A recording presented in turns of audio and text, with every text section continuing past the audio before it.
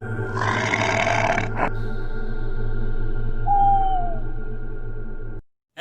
good evening guys. Yo. Ketemu saya lagi, John Angker. Sebenarnya kalau ngikutin video pertama gue sih harusnya gue bikin film atau paling nggak short story lah, kayak dokumenter gitu tentang wisata mistis sesuai temanya. Jadi gue berwisata sambil menceritakan kejadian-kejadian atau cerita mistis di belakangnya, berikut eksplorasi bersama penduduk lokal. Tapi berhubung keadaan sekarang seperti kita ketahui bersama, kita sedang masih dalam baru saja terlepas dari PSBB new normal untuk COVID, jadi belum bisa kemana-mana nih bos. Nah, jadi sementara ini gue cuma bisa untuk memulai dengan cerita-cerita mistis. Tapi cerita-cerita mistis pun nantinya cerita mistis kayak wisata mistis ataupun mungkin kayak short movie yang akan gue buat. Basically semuanya sama, semuanya cerita soal true story, and gak ada gue buat ngarang-ngarang atau gimana. Gue cuma berdasarkan kejadian nyata. Kali ini sebelum wisata mistis kali ini, karena cuma cerita mistis, gue pengen cerita dari sekian banyak pengalaman gue. Ada beberapa, sebenarnya banyak banget yang menarik guys. Cuma kali ini gue mau ceritain sama lo soal kejadian di Magelang. Nah, kejadian di Magelang. Jadi waktu itu guys, ceritanya pagi-pagi gue berangkat dari Wonosobo menuju Dieng. Selesai berwisata ke Dieng, gue tamu balik lagi ke Wonosobo untuk kemudian kita melanjutin perjalanan ke Magelang. Selesai makan segala macam, tetek bengek, visit Borobudur, kembali ke hotel. Kebetulan kita nginep di area Magelang. Di situ ada hotel bagus lah untuk tamu nginep. Selesai itu gua sama driver gua nginep di tempat yang lain. Tempat yang lain ini di perkampungan. Kebetulan di perkampungan di daerah Magelang juga. Yang lu tahu beda jauh lah. Mungkin daerah Mungkit, bukan kota Magelang ya. Daerah Mungkit, sekitaran area Borobudur, Pawon gitu. Jadi kalau selepas maghrib itu gelap men. Jarang orang.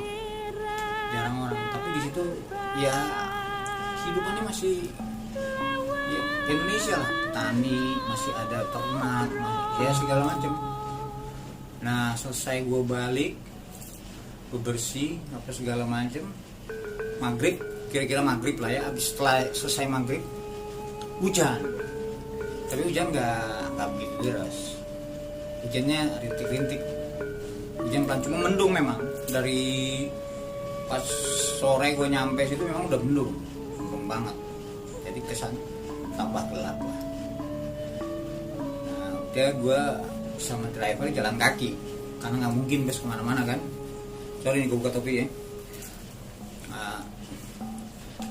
Jalan kaki untuk cari makan. Ya biasanya di situ ada pecel lele atau apa gitu, nasi goreng, ya apa aja lah, makanan inilah biasa pinggiran. Aku makan jalan kaki kurang lebih tuh dari penginapan gua lumayan jauh kan, kurang lebih mungkin ada bangsa sekilo sih lebih lah karena nggak banyak juga tempat nginep.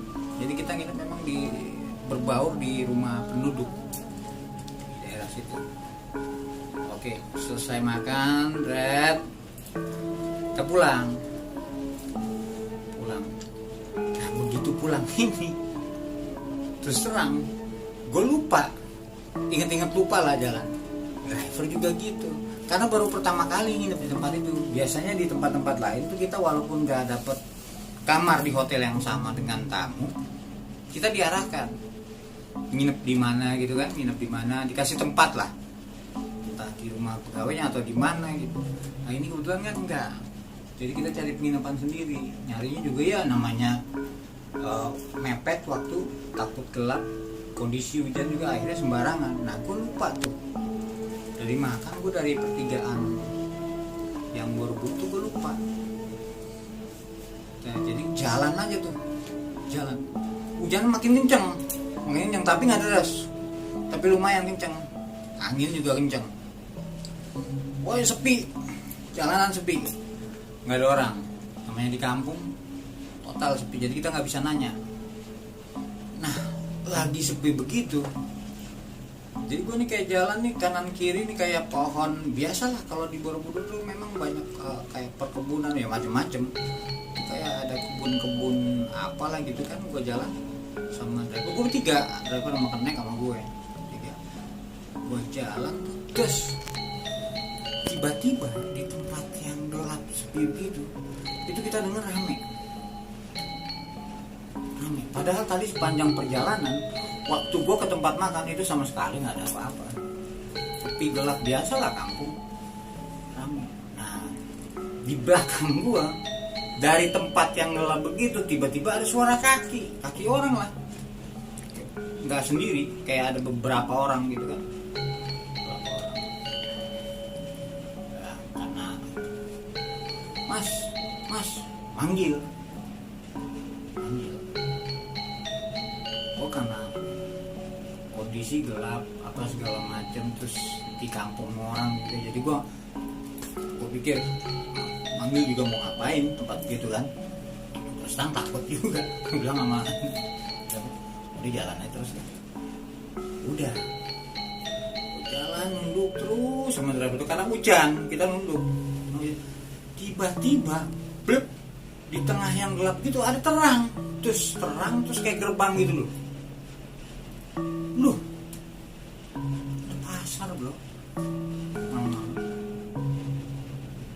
Pasar ya, gue sih nggak curiga, namanya di kampung kadang-kadang ada pasar malam, ada apa, gue nggak berpikiran aneh-aneh lah.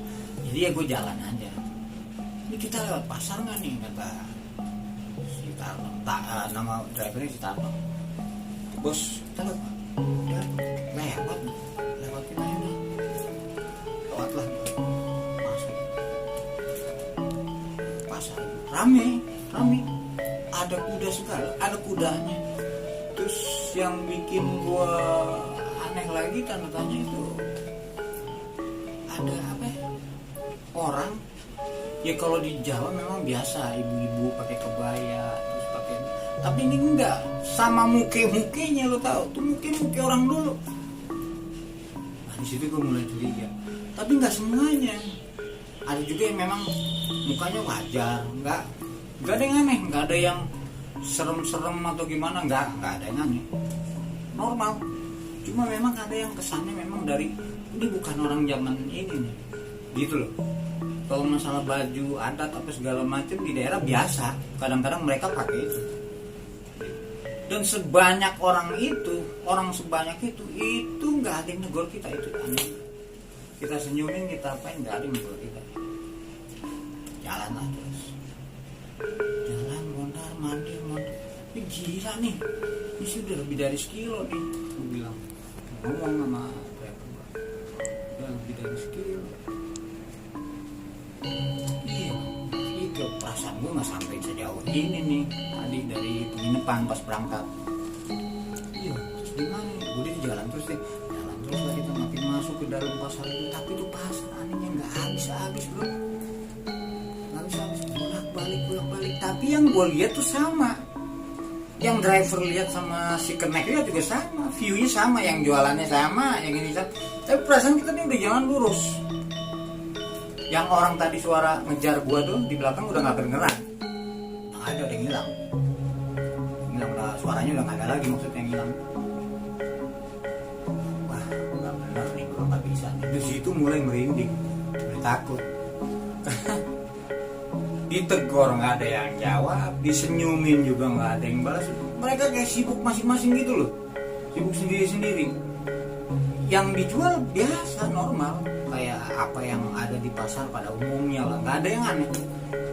Jadi yang bikin gue curiga ya cuma itu, kok tiba-tiba dari gue jalan blok ketemu kebun blok, tiba-tiba ada keramaian orang, terus ada pasar gitu. Sementara waktu gue jalan gak ada pasar. Terus pakaian mereka tuh kayak ada yang pakaian zaman dulu itu aja yang bikin banget. Gue bilang ini nggak beres nih. Terus gimana nih bang? Gue tanya udah gini, lu beli apa aja nih? Lu beli apa aja, yang penting lu habis beli kan bisa nanya keluar lewat mana. Gue kasih duit, akhirnya beli makanan inilah, makanan Jawa. Dia beli, dia tanya, gue nggak ikut. Dia beli terus dia nanya, gue nggak ikut. Gue nunggu aja di depan itu.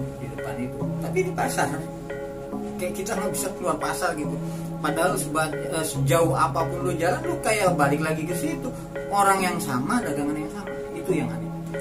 Lantas dia belanja, dia coba tanya jalan keluar di situ. Akhirnya dikasih tahu 2 kali belok kiri terus belok kanan 4. Kita ikutin, terus baru kita bisa keluar. Begitu kita keluar dari situ, ketemunya kebun lagi mana udah gelap. Begitu kita nengok ke belakang, keliling gue cerita sama lagi gelap nih, belakang tuh udah nggak ada apa-apa lah. Gue lari sejadi-jadinya, kencengnya lari, ternyata tuh tempat penginapan gue udah nggak jauh dari situ, nggak sampai 100 meter, nggak sampai dari 100 meter kita nyampe tidur. Wah, ngos-ngosan, takut apa segala macem, campur aduk lah udah ya, semeraut deh. Pagi-paginya begitu jemput tamu, kita tanya sama pegawai hotel, kebetulan orang situ. Ternyata itu bukan kejadian pertama kali, sering kali begitu. Itu dulunya memang pasar. Ya mungkin ada salah ngomong, entah gua, entah driver gua, entah kenapa. Mungkin ada salah ngomong waktu pulang dari itu, mungkin ya hujan ya. Mungkin kita maki apa gimana nggak sadar, nggak tahu. Biasanya begitu. Pasar namanya ya pasar bubrah, pasar setan, pasar kaget. Jadi kayak keselip. Waktu lu bisa tiba-tiba ada di situ, terus tiba-tiba bisa nggak kelihatan sama sekali ya. Walau nggak ada yang tahu ya. Tapi itu sekilas pengalaman gue lah. Yang bisa gue ceritain dan bagi ke kalian. Selebihnya masih banyak lagi cerita gue sebenarnya yang lebih seru daripada ini, tapi ini paling nggak jadi pembuka lah.